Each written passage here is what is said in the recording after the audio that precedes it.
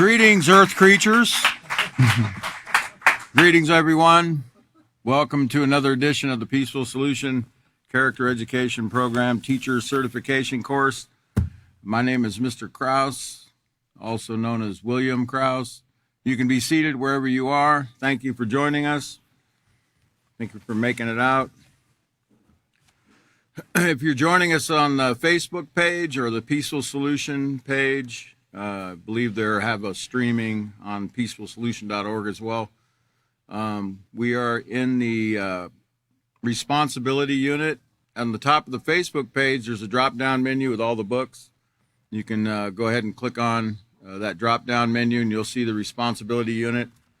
And it's a teacher's manual. Feel free to download the manual and join us. Follow along with us. We're going to be starting tonight on Chapter 2 again, where David left off in the last class, picking up on Chapter 2, Developing a Responsible Character. This is the title of Chapter 2. He left off on page 25/26. We'll be rehearsing some of the things that he went over as well in his class. But first, whenever we start a new class, we always we want to look at the steps that we're on, the procedure, which is we're going to be looking at the lesson plan, LP 2D, lesson plan, page 2D, and we're on step. Actually, it starts on LP2C, step number 3. And we're going to go ahead and read that before we do our review. It says, explain to students that many people are responsible in some areas, but their goal should be to become consistently responsible in all areas of their lives. Because remember, with any positive character trait, we can't really say we possess it unless we consistently practice it. For instance, we can't, be ranting and raving and screaming and hollering one day and say, I have self-control, the next day being all calm and collected. We have to be consistently practicing the self-control.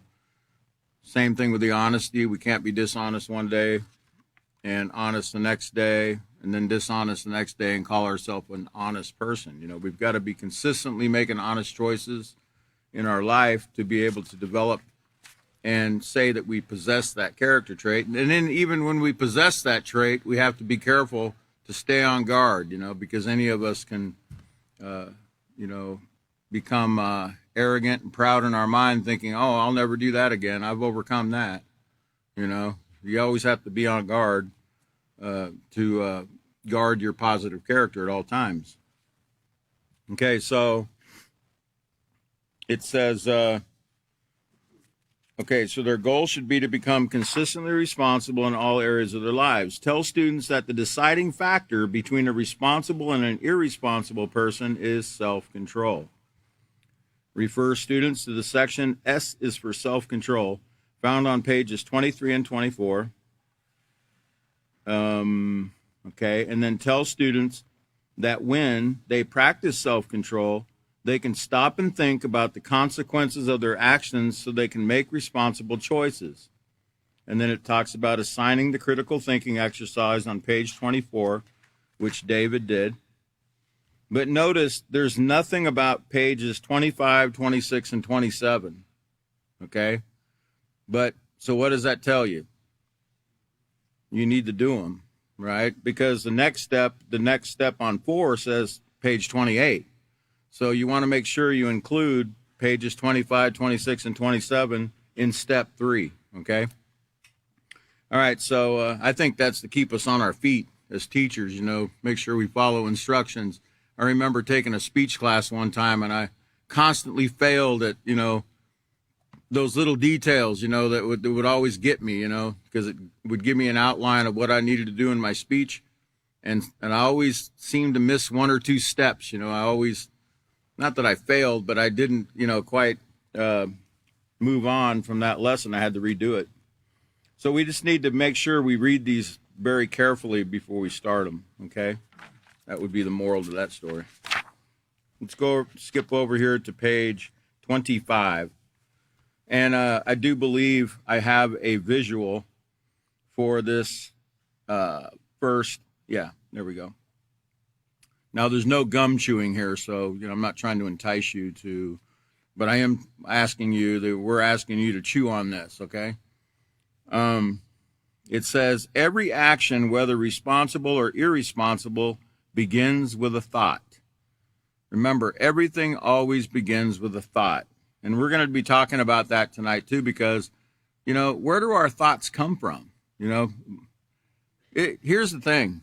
The peaceful solution is beautiful because we don't think about any of this stuff until you come here and start learning the peaceful solution. You really don't even think about most of that. You don't even have time when you're out there, when you're not trying to develop a positive character, these thoughts really don't cross your mind that much, okay? But as a student in the peaceful solution, and when you start reading these books, it's like really amazing, how, these stimulating thoughts or stimulating questions in the peaceful solution really get you to think, yeah, where do my thoughts come from?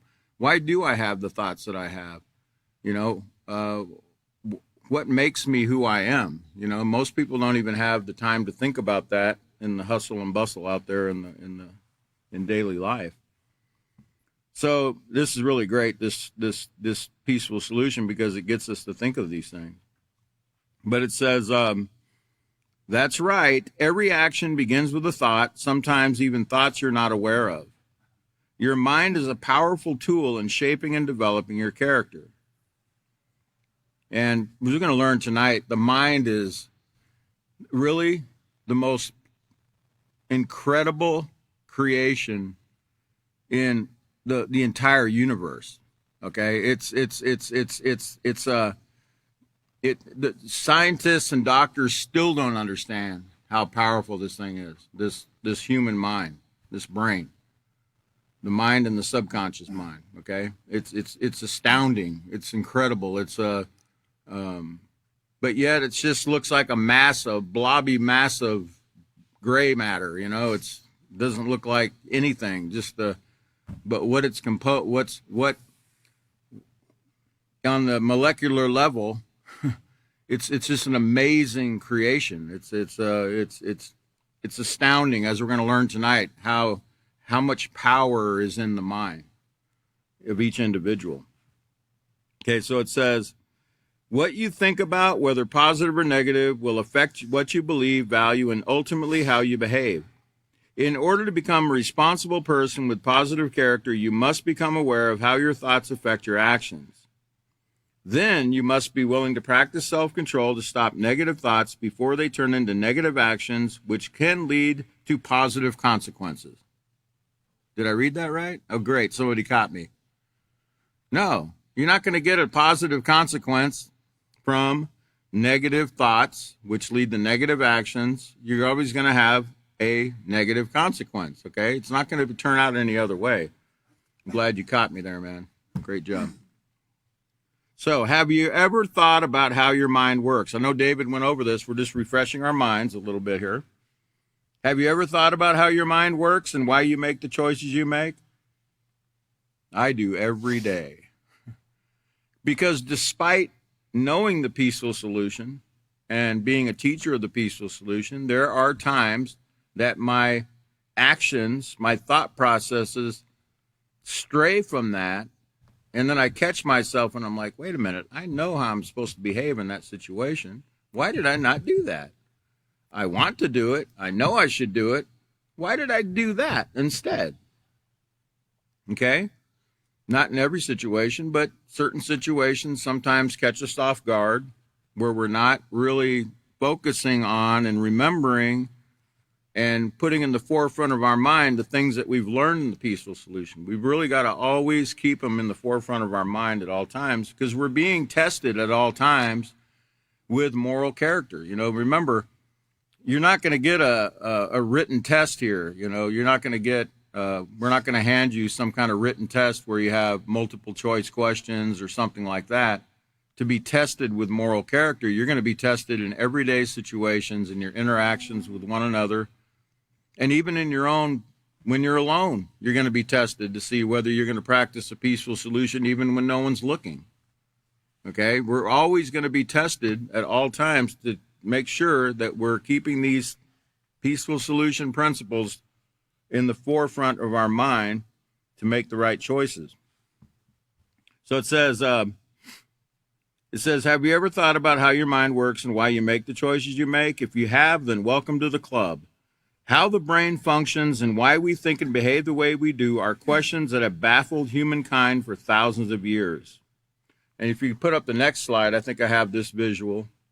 This next, I want you to think about, if you're in you remember what an iceberg is like, right? An iceberg looks very, you only see the tip of the iceberg, when you're in the ship, and you're in the North Atlantic or something and you're sailing and you see that iceberg and it looks relatively small, compared to what's under the water.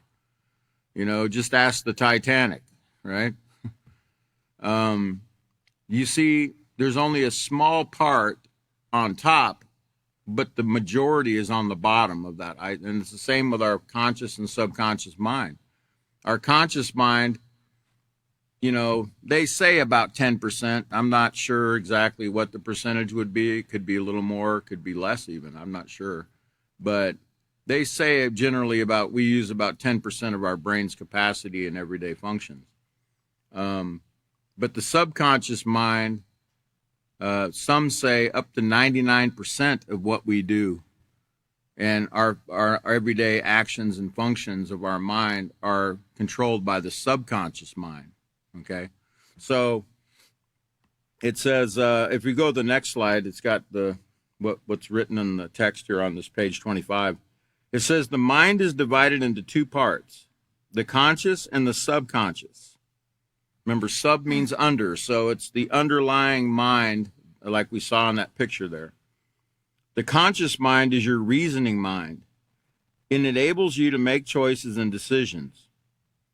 What you think with your conscious mind feeds into your subconscious mind, whether positive or negative. And if you look at the illustration, you see the conscious and the subconscious, how the conscious mind feeds the subconscious, and then things come back up from the subconscious into your conscious mind. A lot of times you're not even realizing that's what's taking place, of course. And we're going to talk about that too, because we're pretty much on autopilot in many of the functions of our mind. Let me explain that. Let's go to the next slide. I believe the next slide. I want you to consider this about the human mind, because I told you how incredible it actually is, but I don't even think we still don't. Scientists and people that study the mind, they still say they don't they can't comprehend it. It's just too much. But listen to this fact. It says the human mind is capable of processing and storing 70 billion bits of information every second. About 5 seconds just went by, so that's what, about 35 million bits? 350. Yeah, see, you got me again. Great. See, I was just checking you to see if you know how to do math. 350 billion bits right there, in 5 seconds. But 70 billion bits of information every second. Now, listen to this. This is the equivalent of processing 17,500 250-page novels every second.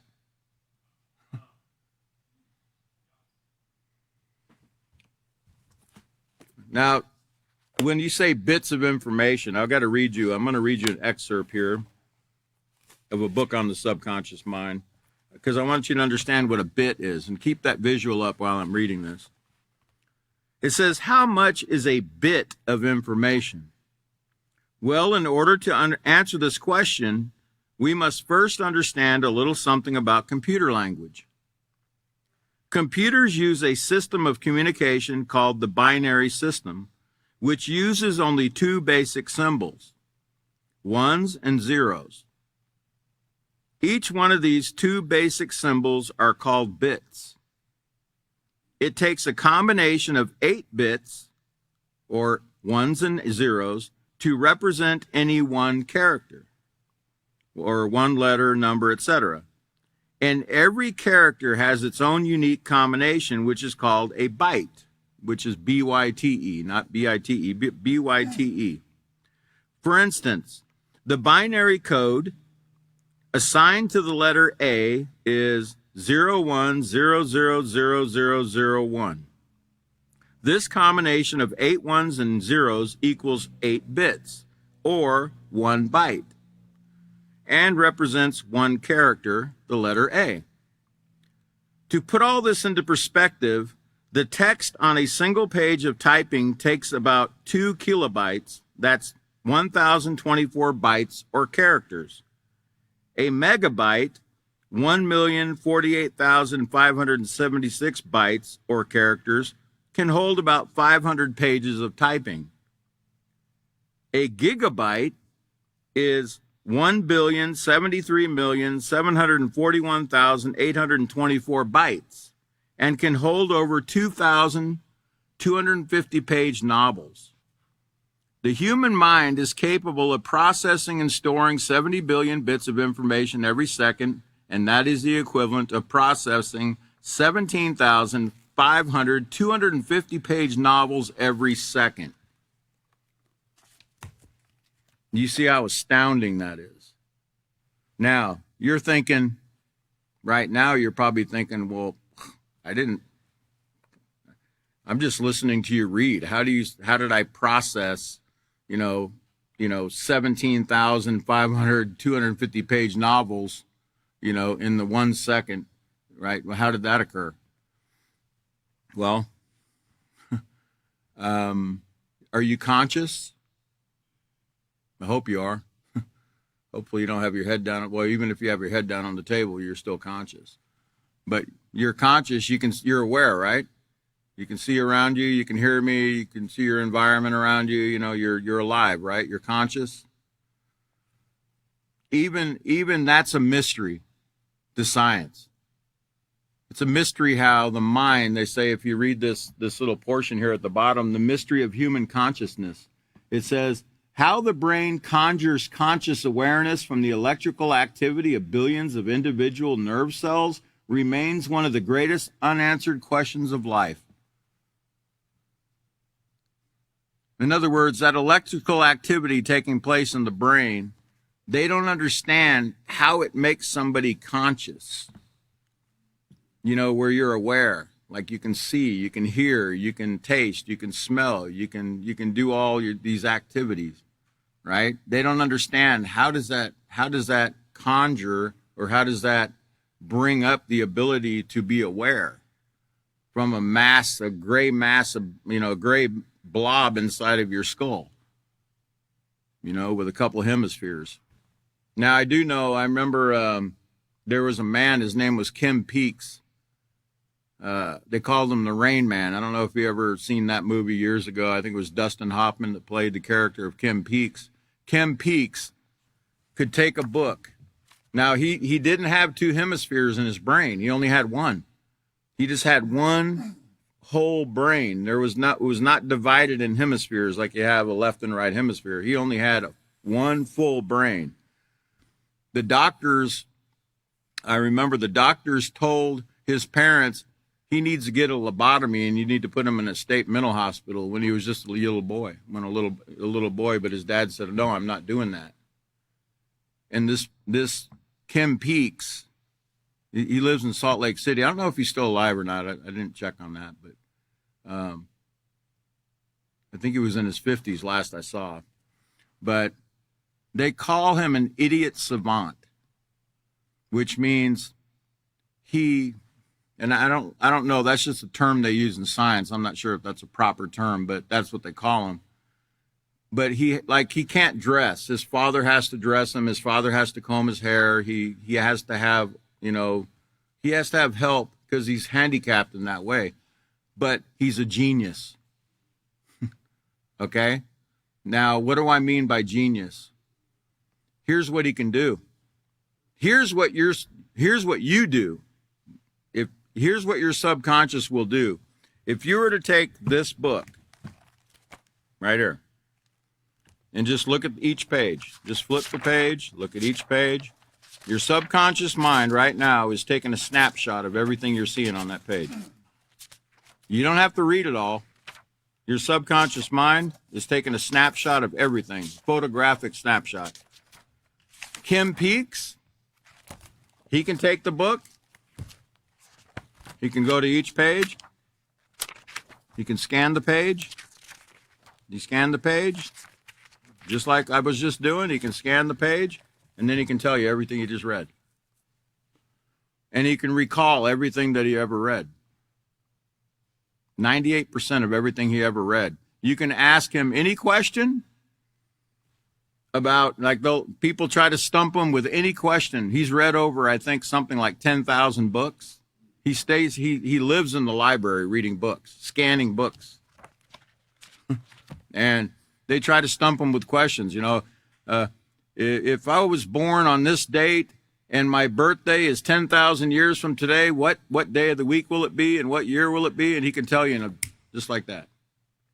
He can tell you every president, every king of Russia, every world leader that's ever been, every president and who they ran against to become president. He could tell you every single question that you ask. That's the power of the mind. And that was only a little bit of it. Okay? Sometimes people have accidents where their brain gets jarred a little bit, or some people display some really, really incredible powers in their mind, from the mind, that science still doesn't really understand. Like they call it ESP, extrasensory perception, or psychokinesis, and some other terms that they use. Some people, they call them remote viewers, where they can take their eyes and they can go, 1,000 miles away and they go to a certain spot, and they can tell you everything that's at that spot. They can draw it for you, tell you everything about it. Believe it or not, police use these people to find people. Okay, I don't know if you know that, but they actually use remote viewers to solve crimes, to find bodies, to find people that are lost, etc. And they have these powers, okay? And science still trying to figure out, like why do they have them and other people don't? Like, where's it coming from? Well, sometimes we see the power of the subconscious mind activated in some people in a small way. Not full, but a small way. You see, there's one young man, I can't remember his name. He can tell you every digit. I don't know if you know the pi equation of pi, but it has, and they say it's like the digits after pi 3.14, and it goes on to infinity, basically, all the digits afterwards. He can tell you every digit.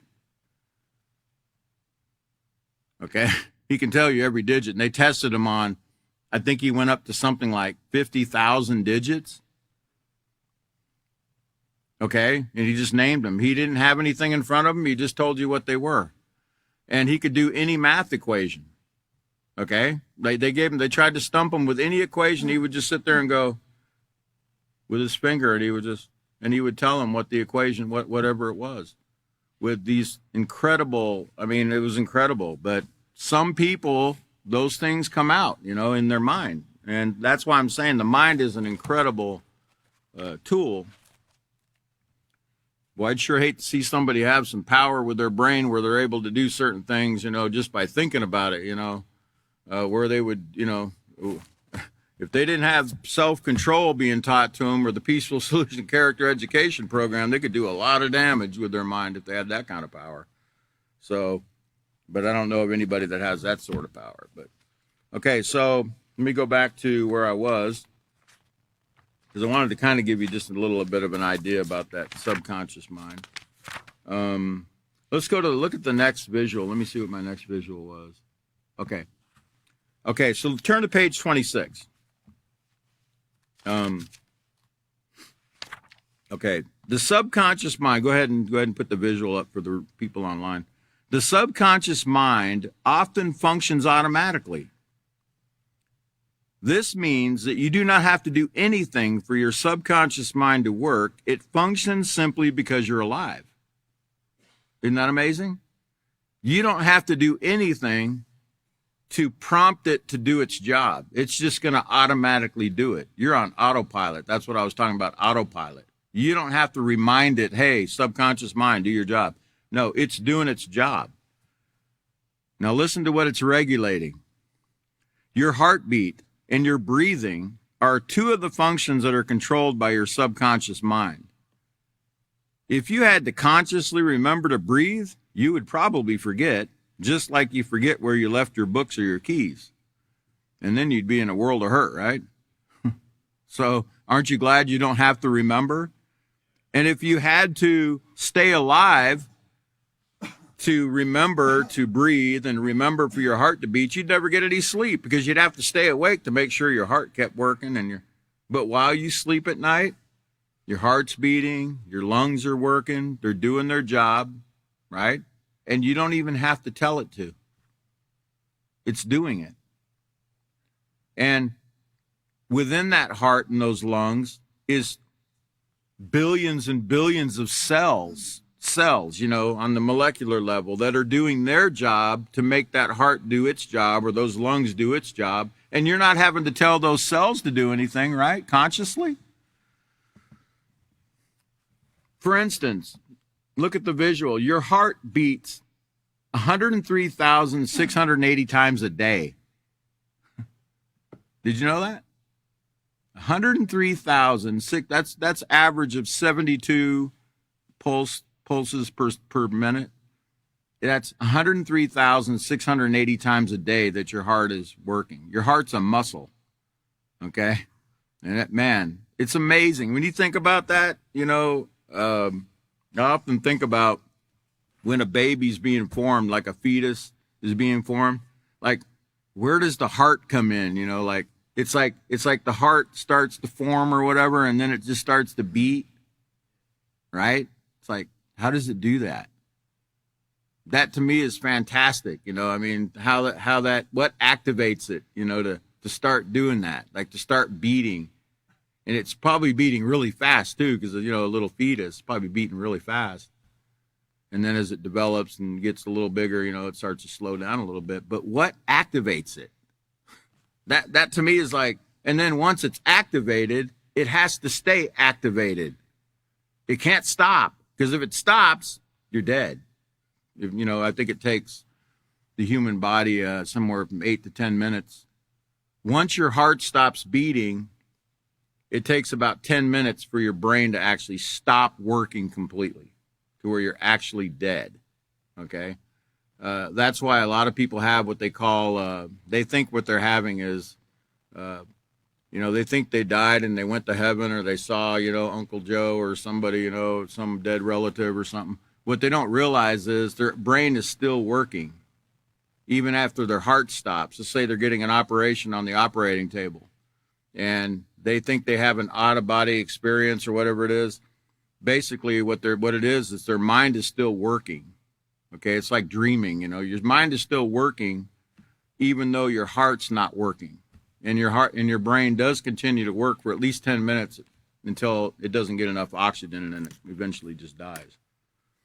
Okay, but anyway, let's get back to that. So the heart beats 103,680 times a day without you even knowing it. And then your lungs breathe in and out about 20,000 times a day. That's a lot. And that's only your heart and your lungs. How many other organs do you have? How many other systems? We have 11 systems in our body, right? I think we had 11. And each, your kidneys are doing a job, your liver, your pancreas, all these different organs are doing a job and you're not even having to tell it to. It's just on autopilot. To me, it's fantastic. It's amazing how that's possible. Okay, it is. Okay, so let's go ahead and look at the next visual. Let me see if I had. Yeah.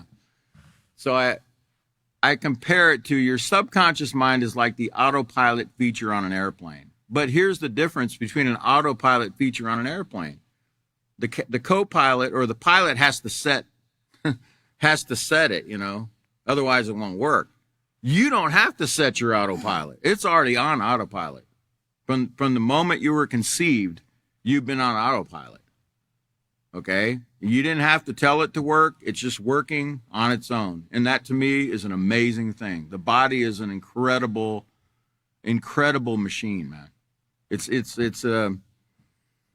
And then to have emotion and to have thoughts and to have the ability to see and hear and perceive and be able to explore and be able to learn and gain knowledge and all. And to me, that's like it's. Do we really stop and think about this a lot of times? About how incredible a human being actually is? How incredible we actually are? To me, I don't think about it enough, but I do have more sense about it now, and I think about it more now because of what I learned in the Peaceful Solution. It's more on my mind. Okay, let's go to the next visual because I think I have this. Okay. Oh, yeah, I had a couple little factoids here also about the subconscious mind.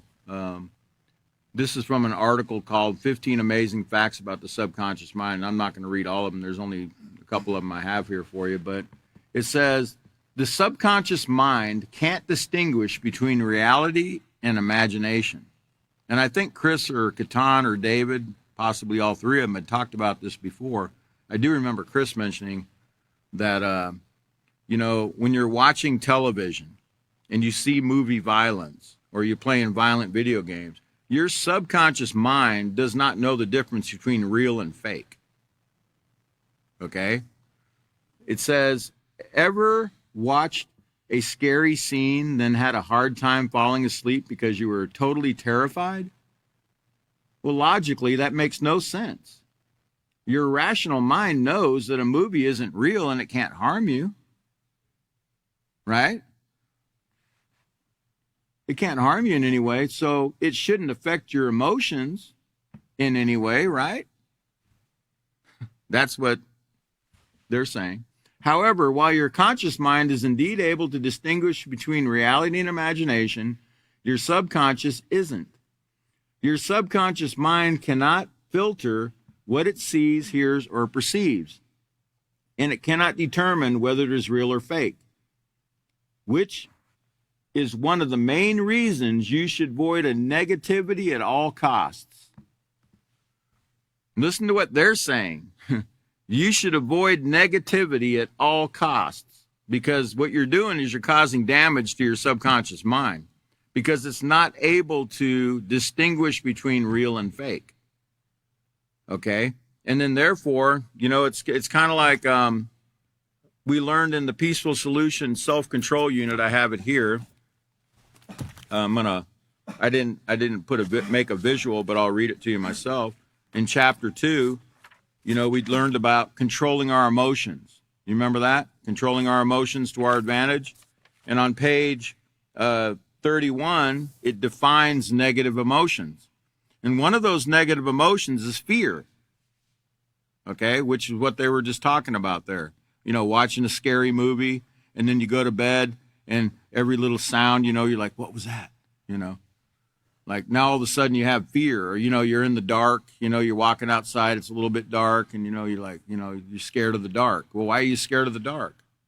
I've met a lot of people that aren't afraid of the dark. Me, I don't really like the dark, but I'm used to the dark now that I'm a little older. But when I was younger, man, I was really scared of the dark. Okay, but why was I scared of the dark?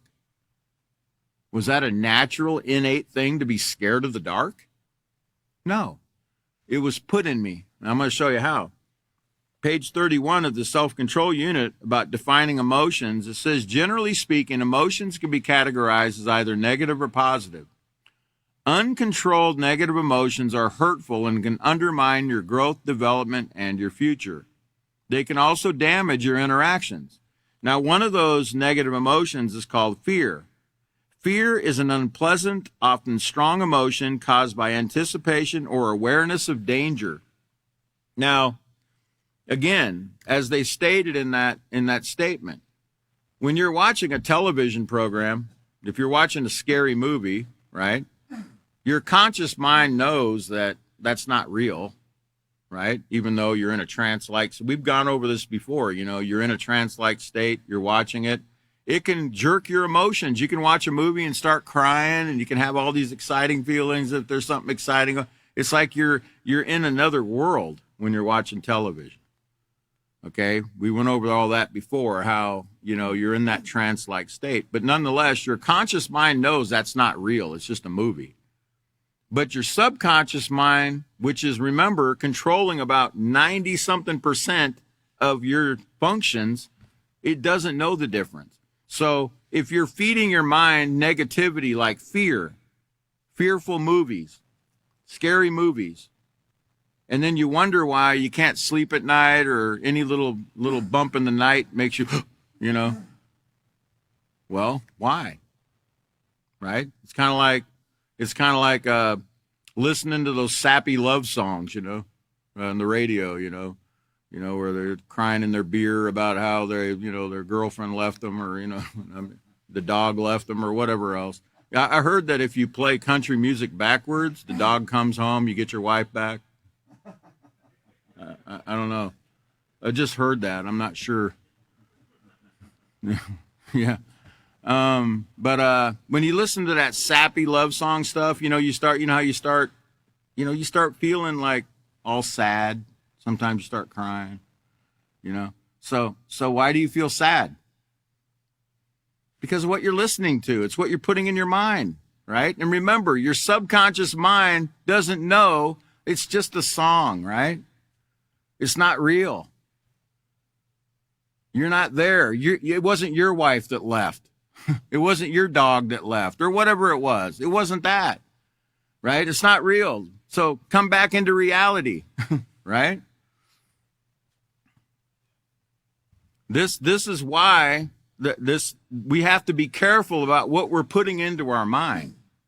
Because another thing we learned in the Peaceful Solution program was, once you put that image in your mind, or that song in your mind, can you erase it? No. Once it's there, remember, your subconscious mind, it's permanent. You have a permanent record. Now, that doesn't mean you're always going to think about it, like you're always going to consciously think about it. But you know what? Every time I have a conversation, me and Michael, he's one of my assistants here, we'll be talking, and he's a musician too. And we'll be talking, and sometimes I'll say a certain word, and it'll trigger, like, yeah, there was a song called, and I'll be like, why did that word that we were just discussing make me think about a song, right, that I heard 50 years ago? And I haven't even heard it in, 50 or 60 years. Why did I even think about it? You know why? Because it's still there. It's still there. Have you ever woke up one morning and, you got everybody was kung fu fighting on your, that song playing in your head, everybody was kung fu fighting, wah, wah, and you're like, where in the world did that come from? I didn't even like that song. That was so stupid. I didn't even like it. Why am I even thinking about that stupid song? Right? Well, it's because I put it in my mind because I listened to it. Right? As stupid as it was, I listened to it, and now it's there. Can't get rid of it. I can suppress it, by trying to push it down, and I don't want to think about that stupid song, and try to turn on some other music, the Peaceful Solution. We have a whole variety of music in the Peaceful Solution. I can turn on a Peaceful Solution song and push that down and repress it again where I don't think about it anymore. Now I'm thinking about the Peaceful Solution song, right? But sometimes these little things pop up, and you're like, where'd that come from? Why am I thinking about that? I haven't even listened to that kind of music in years, right? But it's there, folks. Once we put it there, it's there. It's permanent. That's why we have to be careful and guard our minds against what we're putting into our minds. Okay? Remember that. Okay, so let me get back to, let's see, where was I at in the visuals? Can you remind me? Okay. Yeah, the other fact. There was another fact I wanted to read you. Your subconscious mind, this is from 15 Amazing Facts about the subconscious mind. Your subconscious mind makes you do things on autopilot. It says, have you ever noticed that most of the things you do it on autopilot? Some would say this is as much as 99% of what we do. Down or from the second we wake up until the moment we close our eyes and prepare to fall asleep. Depending on how you view it, it could sound completely normal or a bit scary, but it is undoubtedly very efficient. Imagine having to consciously think about everything we do on a daily basis, including walking or eating our meals. That would literally drive us crazy. Instead, we do these things on autopilot thanks to our subconscious mind, our breathing, our eyes blink, because, your eyes have to blink so you get water in your eye there to keep your eyes from getting all dry or whatever, so they blink. But you're not having to tell them to blink, are you? They just do it. They're just doing it, It's to me, it's so incredible. Like right now, my hair's growing. What little I have left. It's growing, My fingernails are growing. Need to do something about my nails. But they're growing. They're growing right now, and I'm not even making them grow. I'm not even saying, hey, you need to grow some. They're just growing. My hair's growing. My fingernails are growing. I'm shedding skin right now. And there's these little microorganisms all over my skin. I can't see them, but they're eating my skin, my dead skin. Like there's so many things taking place right now in my body and on my body, and I don't even realize. I don't even have to tell it to do it. It's all on autopilot. It's an amazing creation, this body we have. And if you think about it, that's one reason we should really respect one another. Because everyone's an amazing creation. Okay? Life is an amazing creation. We should all value life. Okay? Because we all enjoy life. Life is an enjoyable thing. It should be. Okay, so let's see. Can you show me my next visual and let me make sure it's not something I'm supposed to read from the book? Okay, no, go ahead and take that down. I'm going to go ahead and read the next paragraph on page 26. I'm at the top of the page 26. It says, let's see. Second paragraph. Although the conscious mind is capable of forgetting, the subconscious mind never forgets. It records every detail of everything you've ever experienced, every conversation you've ever had, and every interaction you've ever had. Most of the information stored in your subconscious mind does not reach the conscious mind. However, the subconscious mind is so powerful that even though you're not aware of it, it influences your behavior. See, that's the other thing. Your subconscious mind, what's been put in there over all the... Now, let's go back for a minute because your subconscious mind, what is in your subconscious mind? Every single memory from all the way back when you were first conceived, I won't get into what we teach in our parenting manual. I want to jump ahead, but a baby in the mother's womb, the external stimuli, what's going on outside the womb, what's going on with the mother, her feelings, the things she's eating, the television program she's watching, the radio she's listening to, the argument she's having with her husband or whatever's going on, and that baby hears everything. It's being taken in. It's being taken into the subconscious mind of that baby in that mother's womb. So have you ever felt what they call deja vu? You ever heard of it? Deja vu is when you're sitting there and you're like, all of a sudden you feel like, I've been here before. Like, wait a minute. I've lived this before, or I've been in this situation before. Like it comes over you. It's a feeling that comes over you, and it locks you in for a second, and you're like, I feel like I've been here before, right? Well, that's because your subconscious mind is feeding something up to your mind, your conscious mind. It's some kind of memory that you had from something you probably don't even remember when you were a child. Okay? That's how powerful the mind is. It stores a lot of things, and you don't even realize the stuff that comes out of our actions and our attitudes that's been down in that subconscious mind, in that underlying mind all those years. Okay? We'll get into that a little more too, but okay, now it says, let's look at the next visual. Let's see what that one was. Okay, I'm not ready for that one yet. Sorry. Let's look at the third paragraph. It says, throughout your life, you will make decisions that are based upon the information that is stored in your subconscious mind. As you grow and mature, the conscious mind acquires, through experience and training, the ability to reason and consider the consequences of your subconscious responses. So, like we're learning here in the Peaceful Solution right now, we're learning that, through growth and maturity and knowledge and education, we're learning that we have the ability as human beings to reason and to actually stop, think, weigh out our actions, and think about the consequences before we do things. Like, we have the ability to think and reason and compare and use similitudes and all those things. We have that ability to say, if I do this, if I take this action, or if I say these words, this is what it could eventually lead to. If it's a negative action, it's going to lead to negative consequences.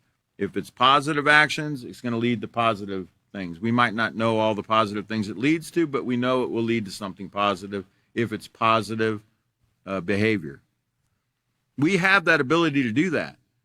A deer doesn't have that ability. That's why, you're driving down the road and the deer looks and he sees you coming and he go ahead and jumps right out in front of your car, man. Boom. It's like, what?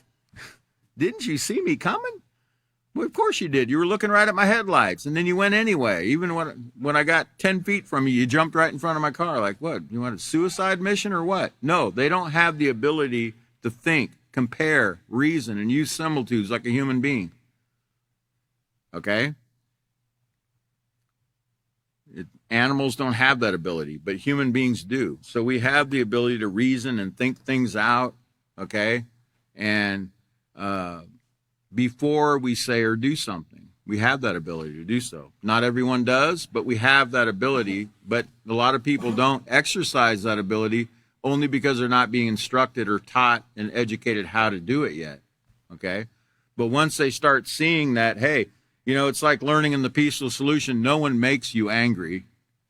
You allow yourself to become angry. That's like a frying pan moment for most people, because most people think other people make them angry, because that's what they hear all the time. It makes me so mad. That person made me so angry when they did that, right? So they hear that all the time. So that's what they believe about the emotion of anger. So, but once they start learning the Peaceful Solution, as we're learning here, and we're going to see here on this a little later here in this page, we have the ability to control our emotions. Okay, we have that ability. We have the ability to control our thoughts. We have the ability to control our feelings and our actions. We have that ability. Okay, and we develop it as we learn through experience and training. All right, so let's go ahead and look at the next slide, because that's a visual we have here for everyone. Now, here's a perfect example. It says, your classmate constantly picks on you, and even though you have asked him to stop, he persists. Finally, you become so frustrated and annoyed. Remember, frustrated, annoyed, what's that called? Primary emotions, right? Primary emotions. because you don't get angry first. Remember, we learned in the self-control unit, you don't get angry first. Anger is not a primary emotion. It's a secondary emotion. It comes after frustration or annoyance, okay? Anger is never a first emotion. It's a secondary, okay? So it says, finally, you become so frustrated and annoyed, you consider hitting him. Now, that desire to hit him comes from your subconscious mind because you, like most people, have internalized that violence is a way to solve a problem.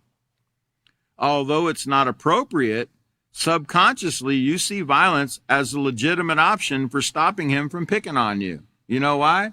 Because your subconscious mind didn't know the difference between what? Fake and real violence. It doesn't know the difference. So that seems to be an option. Seems to be okay. Seems to be fine to go ahead and just slap that guy, right? Because after all, that's what your subconscious mind recorded when you watched that Bruce Lee movie, you know, right? Didn't he just slap that guy when, you know? Okay. Now, here, the illustration down here shows this boy reasoning in his mind here.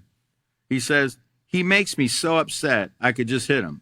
Obviously, he doesn't practice the peaceful solution yet, or he doesn't even know the peaceful solution because he's saying he makes me so upset, right? Does anybody make us upset? No, we allow ourselves to become upset. Nobody makes us anything. Nobody makes us do or think anything. We allow ourselves. Remember that. You have to take responsibility for your own thoughts, your own feelings, and your own actions. You can't blame anybody else. That's part of responsibility.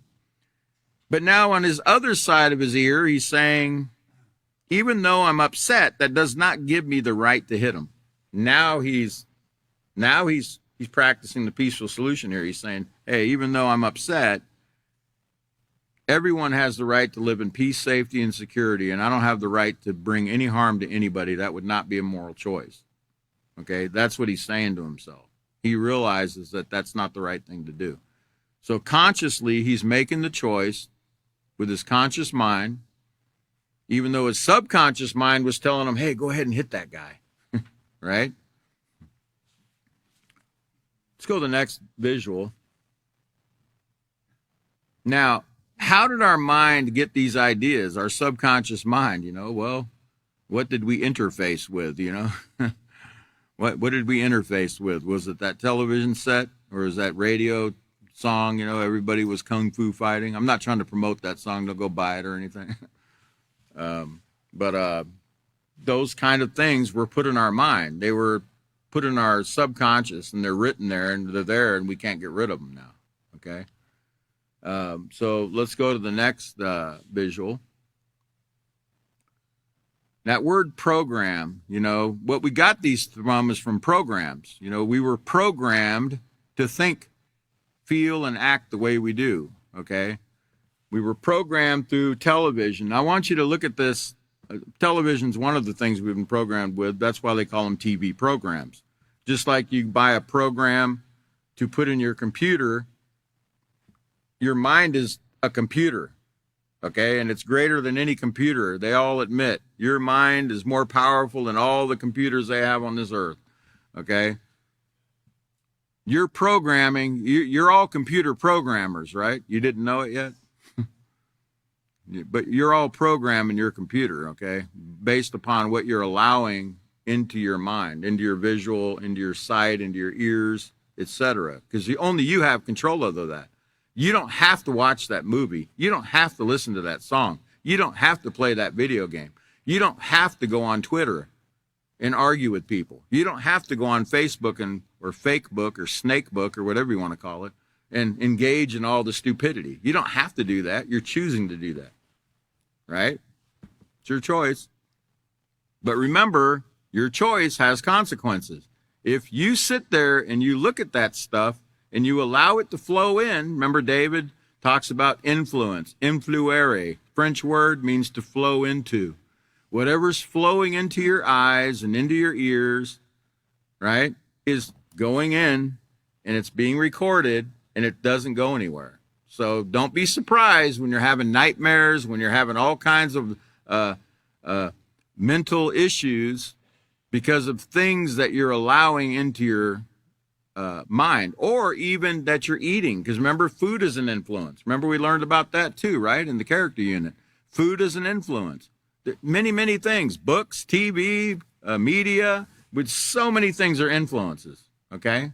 Cats, dogs, you know, better watch out for those cats too. I was just reading the other day